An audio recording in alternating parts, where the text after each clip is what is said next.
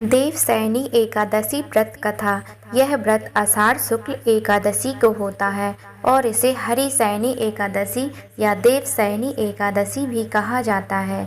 यह व्रत श्री हरि विष्णु के शयन में जाने का प्रतीक है। चलिए अब सुनते हैं इसकी व्रत कथा।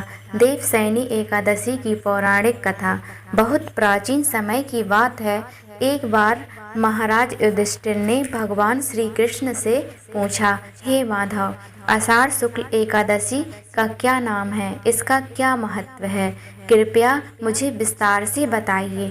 भगवान श्री कृष्ण बोले, हे धर्मराज, आषाढ़ शुक्ल पक्ष की एकादशी को देवशयनी एकादशी कहा जाता है। यह बहुत पुण्यदायिनी, पापों का नाश करने वाली और मोक्ष प्रदान करने वाली होती है। भगवान श्री कृष्ण कहते हैं, प्राचीन काल में मंधाता नाम का एक चक्रवर्ती सम्राट हुआ करता था, जो सत्य और धर्म के मार्ग पर चलने वाले राजा थे। उनके राज्य में प्रजा सुखी, संतुष्ट और समृद्ध थी। राजा स्वयं भी अत्यंत तपस्वी और धर्मात्मा थे। लेकिन एक समय ऐसा आया जब उनके राज्य में कई वर्षों तक वर्षा नहीं हुई। सूखा पड़ गया, खेती नष्ट हो गई, प्रजा भूख से व्याकुल हो गई और धर्म कर्म ठप हो गया। राजा बहुत चिंतित हुए और विचार करने लगे कि ऐसा क्यों हो रहा है। राजा मंधाता ने अपने मंत्रियों और ऋषियों से परामर्श किया। तब उन्होंने उन्हें सलाह दी कि वह किसी महान तपस्वी ऋषि से मिले और समाधान जाने। तब राजा ऋषि अंगिरा से मिलने गए।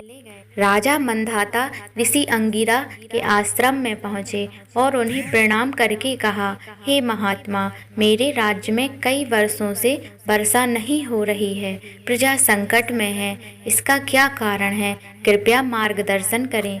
ऋषि अंगिरा बोले, हे राजन, यह कोई सामान्य स्थिति नहीं है। हो सकता है कि पूर्व जन्मों के पापों का प्रभाव हो या राज्य में कोई धर्महीनता हो रही हो, लेकिन इसका सरल उपाय है, आप आषाढ़ शुक्ल एकादशी का व्रत करें, जिसे देवशयनी एकादशी कहते हैं। इस व्रत का पालन करने से समस्त दोष समाप्त होते हैं, वर्षा होती है और प्रजा सुखी होती है। राजा ने ऋषि के आदेश का पालन किया। व्रत का पालन और फल। राजा मंधाता ने व्रत विधि पूर्वक देवशयनी एकादशी का व्रत किया, रात्रि जागरण किया और भगवान श्री हरि की पूजा अर्चना की। उस व्रत के प्रभाव से जल्द ही उनके राज्य में झमाझम बारिश हुई। धरती हरी भरी हो गई, नदियाँ बहने लगीं, प्रजा फिर से खुशहाल हो। तो चलिए दोस्तों, अब हम जानते हैं देवशयनी एकादशी का आध्यात्मिक महत्व। इसी दिन से भगवान विष्णु योग निद्रा में चले जाते हैं और 4 महीने तक शयन करते हैं, जिसे हम चतुर्मास कहा जाता है। इस दिन से शुभ कार्य जैसे विवाह, मुंडन, यज्ञ आदि नहीं किए जाते हैं।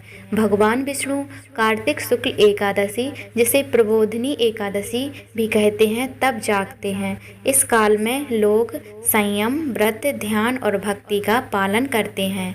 तो बोलिए श्री हरि विष्णु की जय।